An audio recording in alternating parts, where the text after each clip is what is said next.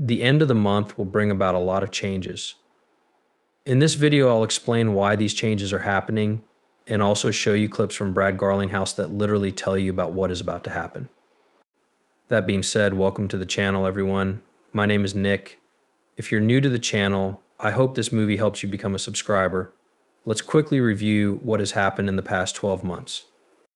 Let's go back to March when Tether USDT was taken off of the coin exchange OKX for users. Now, this is one of many because this quickly turned into support, delisting USDT and 5 other stablecoins until July 1st, which brings up Mika. The interesting thing about that is that this has been talked about in a lot of other conversations. Kraken was also the other one that might be taking itself off the list. You know what Tether is? We really believe that what's going to happen in 2025 is almost here, but you know that we're much closer now than we were 2 weeks ago. The year 2025 will be marked by rules. We can see it in the area right now. In other countries, steps are being taken to set up a regulatory system, and everyone is watching. The United States, which has an experienced crypto administrator, will also do the same thing. This year, I put a lot of attention on Mika, because I keep telling everyone that this will make it better. It will speed up the process of putting rules in place in every United States of America and the world. This happened on December 12th at Coinbase. Sincerely, Coinbase is getting ready to take Tether's USDT stablecoin off of its European list.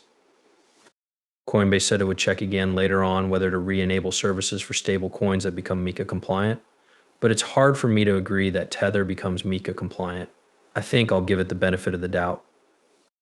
But, as we've seen with Tether and their standard beyond reviews, especially when it comes to realized compliance assessments and openness, they have always failed to meet the goal.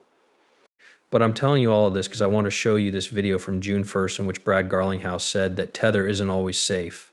Tether is going to lose market share, and he is sending signals that this is going to happen. This is going to happen. Get ready by putting together your... By the way, this isn't the first time he said this. This is about the 0.33 or 4th time. But try this out. You're now getting into the business of stablecoins. It's pretty busy. The total value of the market.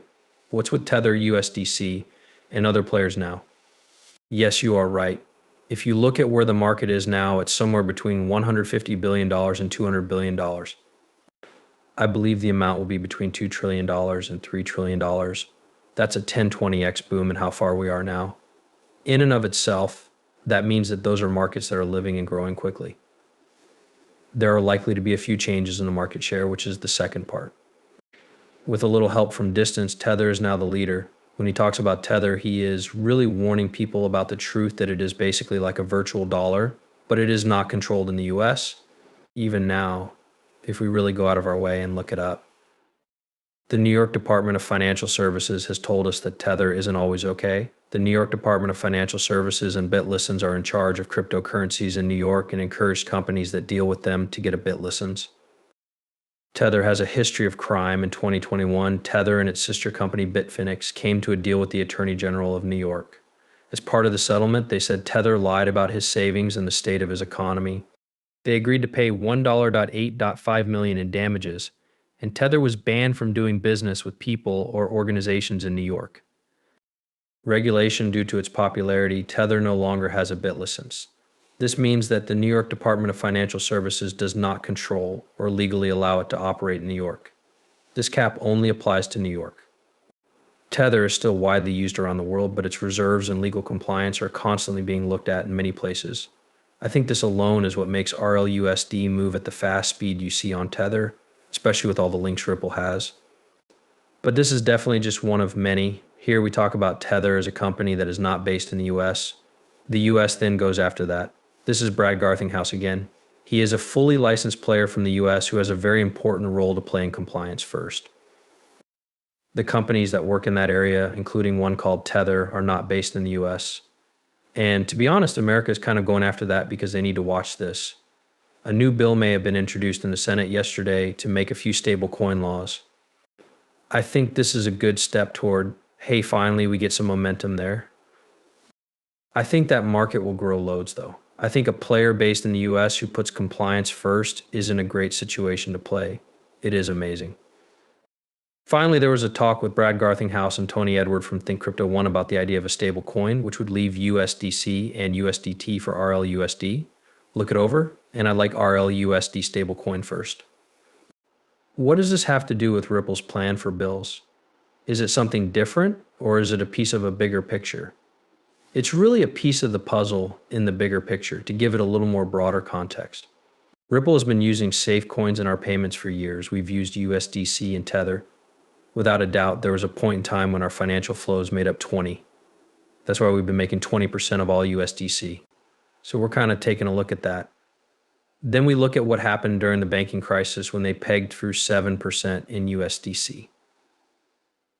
I kind of came to the conclusion that there is a chance here since we're causing a lot of activity speed and different kinds of liquidity. And the truth is that we have such a strong framework for safety that we thought Ripple could have a role in this market. I'd like to start with RAUSD Solid. While we really think about what's going on here, okay, Ripple is on a road. They have decided that they don't care what Tether or Circle does. All they really care about is making sure that this stable coin has everything it needs to take a big share of the stable coin market.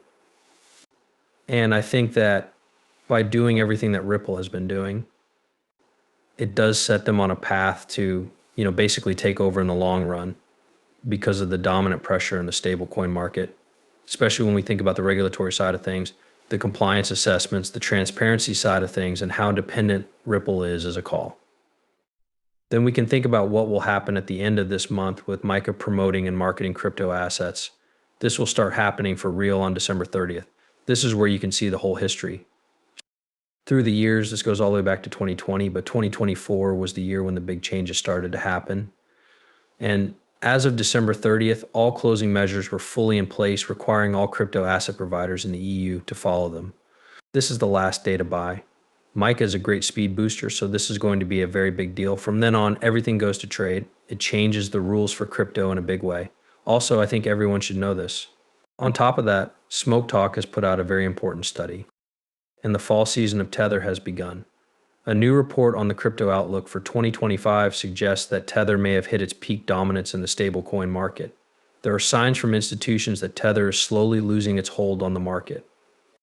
Additionally, this supports the fact that Brad Garlinghouse did say that Tether will still be around. Without a doubt, Tether would still do what they need to do, but they will lose market domination. In January, it had a 71.3% share of the market, but since then, it has stayed at around 69.7%. It's a lot like Bitcoin itself. Everybody keeps talking about how Bitcoin will reach 70%, 80%, or even 80% market control. In fact, there is no way. It's not possible for Bitcoin to hit those tiers again because there are so many players in this market right now, along with the fact that many people no longer want to buy things with Bitcoin. That's right, they need to look for other coins. They think altcoins give them a better return on investment. But we also have new stable coins like Athena Labs, USDA, and Normal Money's USDO, which are quickly getting popularity since R.